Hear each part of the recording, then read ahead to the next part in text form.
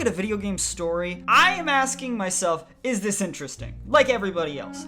And for that, it's subjective as shit. It could come from anywhere. Maybe you like the way the character speaks, or maybe you like the way they tell their story. Maybe you like the presentation of a story. For me, Genshin has been a mixed bag. I like the game. It's Breath of the Wild, but, you know, anime. But the story has been hit or miss. That was until I got to this guy.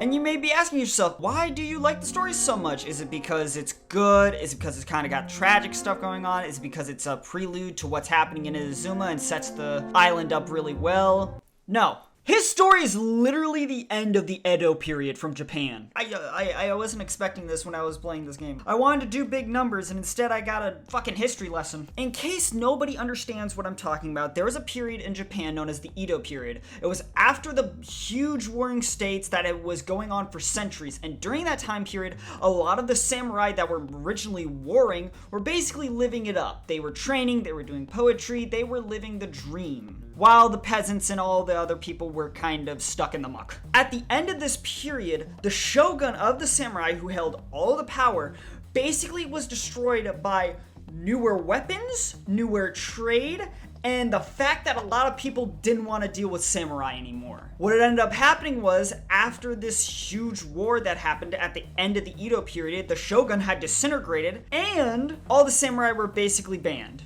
Yeah, the word was banned and all samurai daimyo were disillusioned. I bring this up when talking about his story because that's literally what's going on.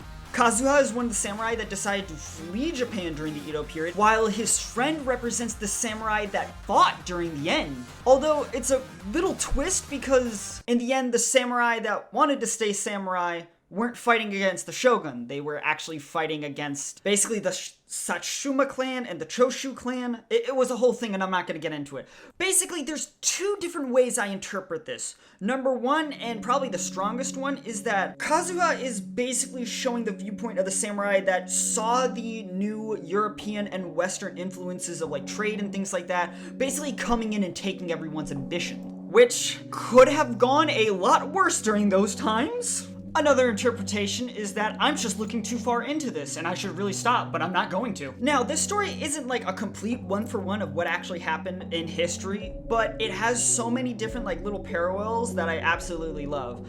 Number one of them being that the Raiden Shogun decided that the nation was going to be a nation of eternity through isolationism. As we head to Inazuma, we can see that trade has like been completely cut off except for the bare minimum, and it's super strict. If you guys look at Edo era Japan, you can see the similarity. All of this was enacted by the shogun too. Probably the biggest difference is the fact that when they talk about the vision hunting decree, it wasn't the shogun that started this in actual history, it was more of the emperor and the other samurai clans that basically wanted to incorporate Western influences in trade. Still though, I really like this writing, and I think it just makes the whole story of Inazuma like just a bit more interesting, which I never expected from fucking Genshin Impact. That Hades video will come out one day. Soon? No, expect a lot of other like smaller videos. I'm finally on break from college and I'm gonna basically be posting small stuff for a little